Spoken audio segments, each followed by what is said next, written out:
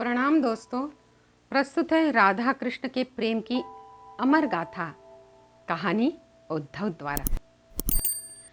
भोर के पंछी एक लय सुर में चहक रहे थे। अभी सूरज पूरी तरह से उगा नहीं था। हवा साफ थी। यमुना नदी ऐसी मानो शीशा हो, ऐसी स्वच्छ कि तह दिख जाए। ये मथुरा था। नदी किनारे सफ़ेद धोती दुपट्टे में दो आदमी चले आ रहे थे। एक जैसी कदकाठी, एक जैसी चाल, एक जैसी लचक और एक जैसे बाल। लगता था जैसे जुड़वा हो। आज हवा थोड़ी ज़्यादा ठंडी है ना माधव? उद्धव ने अपना अंग वस्त्र जरा कसते हुए कहा। माधव यानी कृष्ण अपने ही ख्याल में गुम थे। अपने शिष्य यानी अपने चचेरे भाई उद्धव की बात एक बार में सुन न सके। माधव, आपको ठंड नहीं लग रही? उद्धव ने कृष्ण के कंधे से ढुलकते हुए अंग वस्त्र को भला संभालते हुए कहा। उद्धव की उंगलियों की ठंडक कंधे पर महसूस हुई तो कृष्ण का ध्यान टूटा। कहाँ खोए हैं माधव? मथुरा में तो सब कुशल है, प्रजा सुख से है, महाराजा उग्रसेन अच्छे से है, फिर आप चिंतित क्यों है? कृष्ण मुस्कुरा दिए। वही जानी पहचानी टेढ़ी मुस्कुराहट जिससे उनके किनारे के टेढ़े दांत नजर आते थे। पर इस मुस्कुराहट में वह सुकून नहीं था। उद्धव, जो कृष्ण के हर भाव को जानते थे, पहचानते थे, और भी घबरा गए। माधव, कहो ना। कृष्ण रुके और उद्धव की तरफ मुड़े। बोले, यहाँ चला तो आया उद्धव, वृंदावन छोड़े सालों हो गए, लेकिन मन आज भी माई को, वृंदावन को बड़ा याद करता है। माई तो यहाँ भी है माधव, देवकी माई। उद्धव पास आते हुए बोले। माई तो वृंदावन में ही है उद्धव। यहाँ तो देवकी माँ है, जिसका मैं माधव हूँ। कनुआ कहने वाली माई तो वहीं रह गई। मेरी गाय, मेरी गोपियाँ, उनका अथाह प्रेम जो वृंदावन था, वह मथुरा कभी नहीं हो सकता। कृष्ण ठंडी सांस लेके आगे बढ़ गए। जिम्मेदारियों के डोरे इतने कसे हुए थे कि वृंदावन माँ के पास जाने की छूट तक नहीं थी। और याद सिर्फ माँ की कहाँ, राधा की भी तो थी। राधा राधा राधा, कृष्ण कहीं रहे, अपनी राधा के बिना तो अधूरा ही था ना। वृंदावन के ग्वाले तो उसके नाम के पहले आज भी राधा का नाम लेते थे। राधा कृष्ण कहा करते थे। इन सब को पीछे छोड़ आए थे कृष्ण। आज उनका मन फिर वृंदावन चला गया था। वैसे उनका मन तो वृंदावन में ही था, बस शरीर मथुरा में था। कृष्ण अपना अंग वस्त्र ओढ़े हुए यमुना के भीतर चल दिए। उद्धव भी उनके पीछे पीछे चल पड़े। यमुना में स्नान रोज का नियम था। रोज का एक और नियम था। कृष्ण के यमुना में उतरते ही न जाने कहां से एक कमल का फूल तैरता हुआ उनके हाथों में आ जाता था। कृष्ण कहते थे कि राधा भेजती है यह कमल का फूल रोज उस फूल को हाथों में लिए हुए कृष्ण की आंखें भर आई। अपने योग गुरु की आंखों में आंसू देखकर उद्धव से रहा नहीं गया। माधव, आप तो जानते ही है कि ज्ञान के लिए, जीवन के लिए आगे बढ़ना होता है, प्रेम पीछे छोड़ना पड़ता है। ज्ञान प्रेम से ज्यादा जरूरी है। कहाँ उलझ रहे हैं आप? पर कृष्ण ने कोई जवाब नहीं दिया।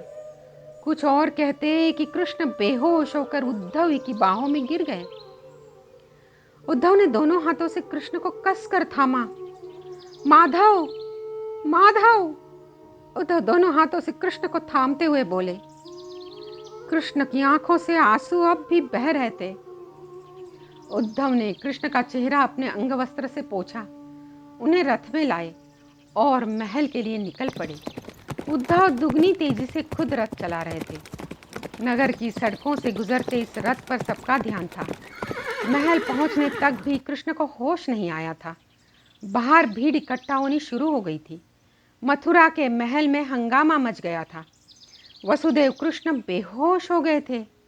तमाम तरह के वैद्य आचार्य बुलाए गए, काढ़े बनाए गए, स्वयं सेवक इधर उधर दौड़ने लगे। महाराजा उग्रसेन पास बैठे सर सहलाते रहे। अपने नाती को अचानक इतना बीमार देखकर बूढ़े महाराज घबरा गए थे। और नाती भी वो जिसने उन्हें अपने ही बेटे के कैद से बचाया था। मथुरा का भविष्य बेहोश पड़ा था। उद्धव लगातार पैर दबा रहे थे। हर तरह के काढ़े, जड़ी बूटी और शिफा देकर देख लिया था। वैद्य कहते थे कि वसुदेव पर किसी का कभी असर ही नहीं हो रहा है। ऐसा लगता है जैसे किसी गहरी नींद में सोए हैं कृष्ण। महाराज उग्रसेन के पैरों के नीचे से धरती छीन गई। उन्होंने उद्धव को दोनों बाहों से पकड़ा और कहा, तुम तो इस योगी ईश्वर के शिष्य हो ना? ये मेरा कृष्ण, जिसे लोग परम योगी कहते हैं, कैसे इतना बीमार हो गया? कुछ करो उद्धव, कुछ करो। समझ तो उद्धव को भी नहीं आ रहा था कि हुआ क्या था। वो तो ठगे से कृष्ण को देखे जा रहे थे। मथुरा की प्रजा जिसे भगवान मानकर पूजती थी, उसी के लिए भगवान से प्रार्थना कर रही थी। कल सुबह से रात गिराई थी, कृष्ण ने आंखें नहीं खोली थी। उद्धव अपना धीर खो रहे थे। वो कमल का फूल जो सवेरे यमुना में मिला था, कहीं उसमें विष तो नहीं था? वो फूल अब भी माधव के हाथ में था। उद्धव माधव के हाथ से वो फूल लेने ही गए कि माधव ने धीरे धीरे आंखें खोली। माधव, माधव आप ठीक तो है ना? उद्धव माधव का हाथ थामते हुए बोले। ये वैद्य कुछ नहीं कर पाएंगे उद्धव, मैं अपना इलाज जानता हूं, कृष्ण ने धीमे स्वर में कहा। तो बताइए माधव, मैं अभी सारा इंतजाम करता हूं। मेरे माथे पर किसी सच्चे भक्त की चरण धूल मल दो उद्धव, चाहे तो अपनी ही मल दो, मैं अच्छा हो जाऊंगा। उद्धव स्तब्ध खड़े रह गए।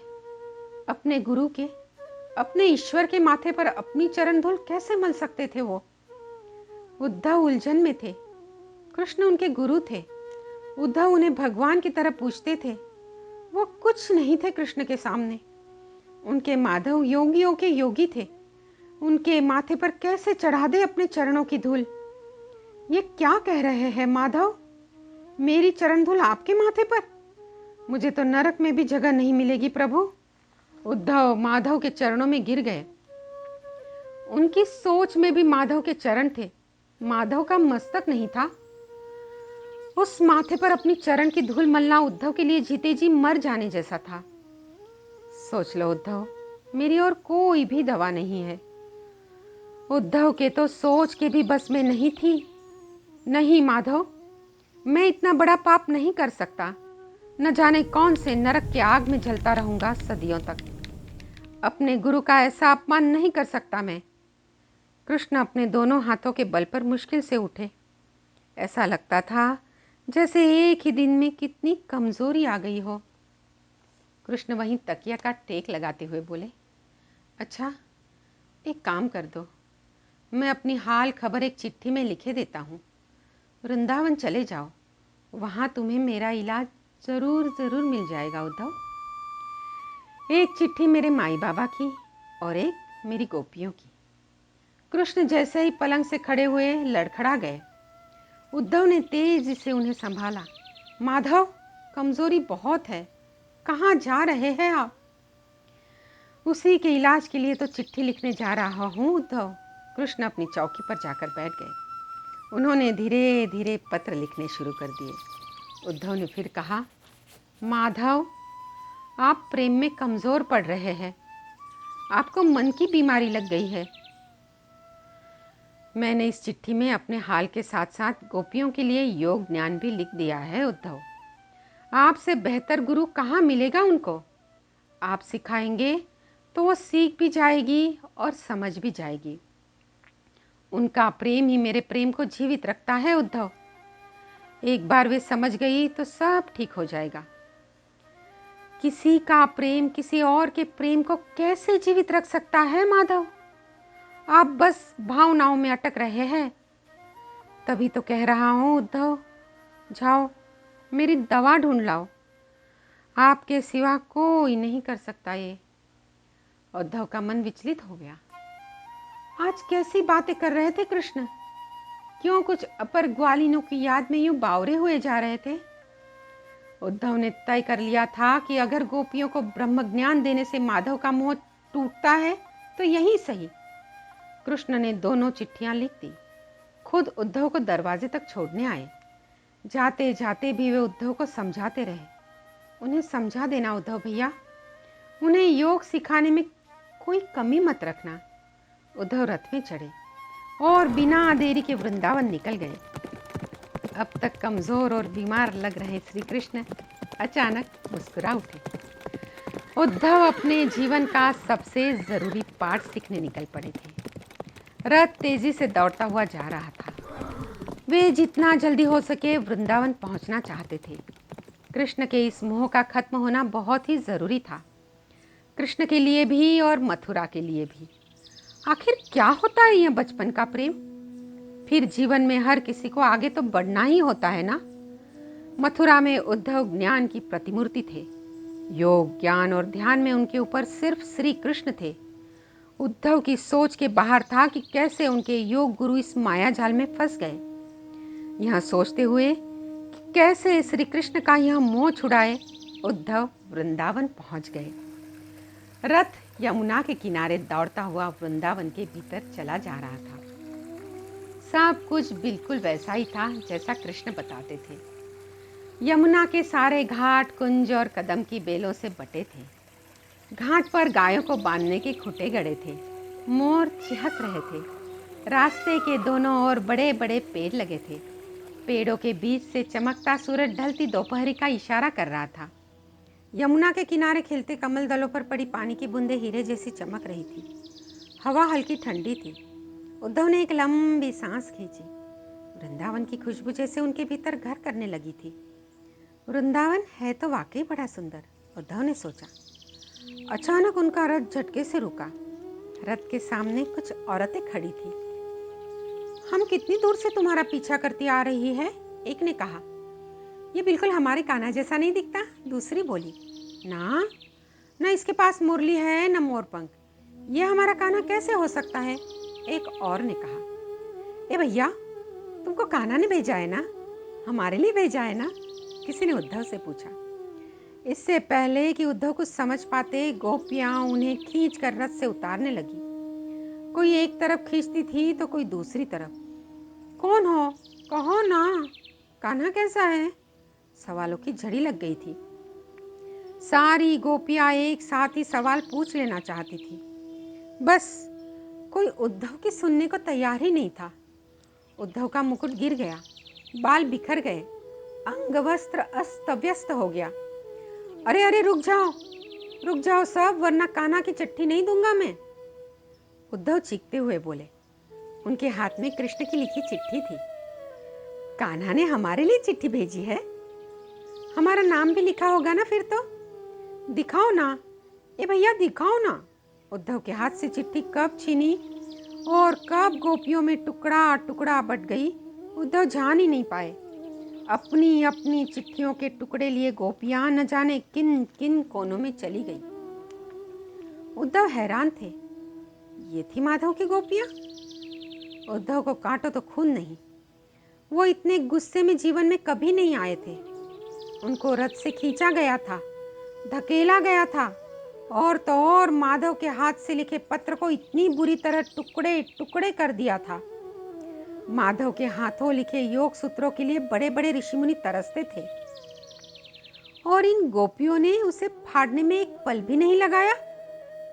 और इन गोपियों के लिए बीमार पड़े थे माधव। मेरी गोपियों को योग सिखाने में कोई कमी मत रखना उद्धव। उनकी कही बातें उद्धव के जहन में घूमती गई। उद्धव हाथ झटकते हुए गोपियों को ढूंढने निकल गए। यमुना के घाट किनारे कई विहार थे, बात समझ लीजिए। यही मिली थी गोपियां उद्धव को। हर कोई अपनी चिट्ठी का टुकड़ा लिए अपने कोने में बैठी थी। कृष्ण के हाथों लिखे चिट्ठी के टुकड़े गोपियों की आंसुओं से भीग रहे थे। कोई अपने टुकड़े को माथे से लगाती, कोई गले से तो कोई होठों से। ऐसा लगता था मानो चिट्ठी नहीं मिली, बरसों बाद अपना कान्हा ही मिल गया हो गोपियों को। उद्धव उस बाग के बीचों बीच खड़े थे। कुछ देर बाद सारी गोपियां उद्धव के पास आई और अपनी अपनी चिट्ठियों के टुकड़े देते हुए बोली, लो पढ़ लो, क्या लिखा है कान्हा ने, लिखा है कब आएगा, या कि हमसे कितना प्रेम करता है। उद्धव के हाथों में उस ब्रह्म ज्ञान के टुकड़े थे जो कि स्वयं योगेश्वर ने लिखा था। उसमें तो कितने अक्षर घुलकर आंसुओं में मिल गए थे, कितनों की मिलावट होठों की लाली में छुप गई थी, और न जाने कितने काजल की कालिक में मिल गए थे। उद्धव ने चिट्ठी के टुकड़े वापस गोपियों की तरफ बढ़ाते हुए कहा, क्या पढ़ूं? ये कोई प्रेम संदेश नहीं था, ये तो जीवन संदेश था। खुद माधव ने तुम लोगों के लिए जीवन की राह लिखी थी। कैसे ज्ञान से, साधना से तुम इस मोह से छूट जाती। इस विरह के दुख से छूटने का मार्ग फाड़ के फेंक दिया तुम लोगों ने। कान्हा ने हमें खुद को भुलाने का मार्ग बताया था। चिट्ठी में ललिता, चित्रा, सुदेवी किसी का नाम नहीं लिखा था। एक गोपी ने रूंधे गले से पूछा। नहीं, उन्होंने किसी का नाम नहीं लिखा था। उन्होंने तो मुझे तुम सबको योग विद्या सिखाने भेजा, क्योंकि वे जानते हैं कि ज्ञान ही जीवन का असल मूल है। कान्हा ने राधा का भी नाम नहीं लिखा था चिट्ठी में। ललिता ने बड़ी उम्मीद से पूछा। राधा राधा राधा, कौन है यह राधा? अचानक ही ललिता खड़ी हुई और बोली, आपका ज्ञान अधूरा है उद्धव जी। हर ज्ञान प्रेम के बिना अधूरा है। अगर आप राधा के योग विद्या सीखने के लिए अपने राजी कर लेंगे तो हम सब कान्हा को बुला देंगी। चलिए राधा के पास। उद्धव की मुश्किलें थी कि खत्म होने का नाम ही नहीं ले रही थी। उद्धव गोपियों संग घाट पर पहुंच गए। राधा का नाम सुनकर उन्हें एक अरसा बीत गया था। कृष्ण बिना राधा के नाम के वृंदावन की बात ही नहीं करते थे। कृष्ण कहते थे कि राधा से मिलकर उसके प्रेम से बच पाना असंभव है। उद्धव जानते थे कि प्रेम जीवन में बस एक रुकावट है। वो कृष्ण और गोपियां दोनों के ही जीवन से यह रुकावट निकाल देना चाहते थे। जैसे जैसे उद्धव आगे बढ़ते जाते, उनके रास्ते में सफेद कमल के फूल और ज्यादा ज्यादा दिखने लगते। शायद उनके मन का वहम ही था, लेकिन उन्हें कृष्ण के बंसी की धुन भी सुनाई दे रही थी। सारी गोपियां घाट के किनारे बनी एक झांझ के पास आकर रुक गई। झांझ की सीढ़ियां यमुना में उतरती थी। वहीं पौड़ियों के पास खंबे से सिर टिकाए एक औरत दूर क्षितिज में कुछ ताक रही थी। बड़ी गोल आंखों में काजल की सीधी रेखा थी। बालों में लगा गजरा कंधों पर ढलक रहा था। गुलाबी रंग की चुनरी और धानी रंग के लहंगे के साथ मेल खाती हरी गुलाबी चूड़ियां पहने वो औरत साक्षात लक्ष्मी का रूप थी। वो साक्षात लक्ष्मी ही होती अगर उनकी आंखें इतनी उदास न होती। ऐसा लगता था जैसे सालों के आंसू भरे हो उनमें, लेकिन गिरने को एक भी तैयार न हो। राधा, ये उद्धव है। कान्हा ने भेजा है इनको हमें योग सिखाने के लिए। कहते हैं योग सीखकर हम कान्हा के विरह के दुख से छूट जाएंगी, ललिता ने कहा। राधा धीरे से घूमी, उद्धव को नजर भर देखा और फिर पलट गई। कान्हा को मेरे कमल के फूल रोज मिल जाते हैं ना उद्धव जी? उद्धव 2 पल को तो कुछ बोल ही नहीं पाए।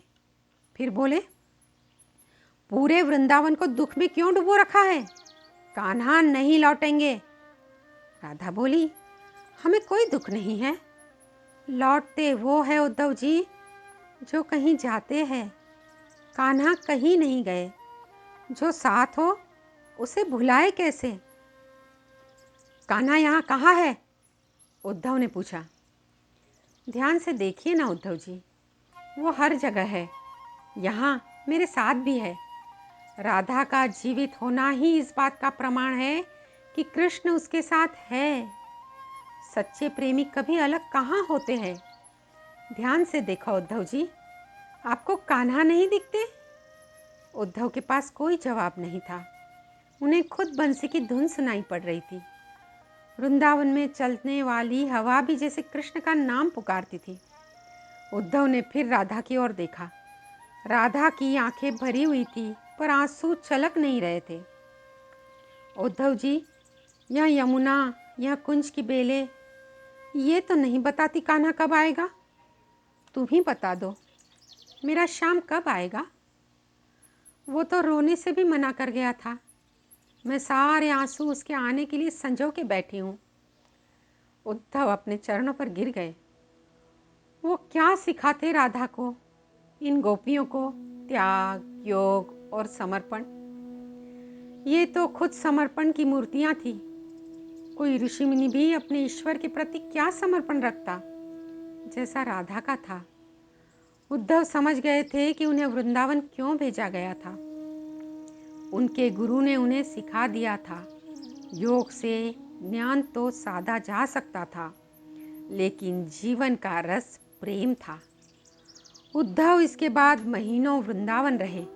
योगेश्वर श्री कृष्ण के परम योगी शिष्य ने राधा कृष्ण के प्रेम का जोग ले लिया था। दिन रात राधे राधे जपते रहते थे। वृंदावन से जाने का नाम ही नहीं ले रहे थे उद्धव जी। एक बार राधा ने पूछा, उद्धव जी, मथुरा में श्याम आपका इंतजार कर रहे होंगे। उद्धव जी को अचानक श्री कृष्ण जी की सेहत का ख्याल आया। बोले, राधा, कृष्ण की तबीयत ठीक नहीं थी। किसी भक्त की चरण धूल उनके माथे पर मलने से वे ठीक हो जाएंगे। इतना सुनना था कि गोपियां, राधा जी सब ने अपने अपने चरणों से धूल उठाकर उद्धव जी को दे दी और कहा, उद्धव जी, हम नहीं जानते कि हम भक्त हैं या नहीं, पर ले जाइए, देखे इससे शाम ठीक हो जाए। उद्धव देखते रहे। राधा उनके मन का भाव समझ गई। बोली, कृष्ण खुश रहे बस, हम हजारों जन्म भी नरक जाने के लिए तैयार है। व्रजभूमि को प्रणाम कर उद्धव जाने को मुड़े कि राधा जी ने आवाज दी, रुकिए उद्धव जी, आप मेरा पैर ही काट कर ले जाइए, ताकि जब भी मेरे श्याम चरण धूलि मांगे आप तुरंत उन्हें दे दें। उद्धव उस प्रेम मूर्ति के चरणों में गिर पड़े। संत कबीरदास जी कहते हैं, कबीरा कबीरा क्या करत है, चल यमुना के तीर, एक एक गोपी के प्यार में लुट गए लाखों कबीर। दोस्तों, ये कहानी बस इतनी सी।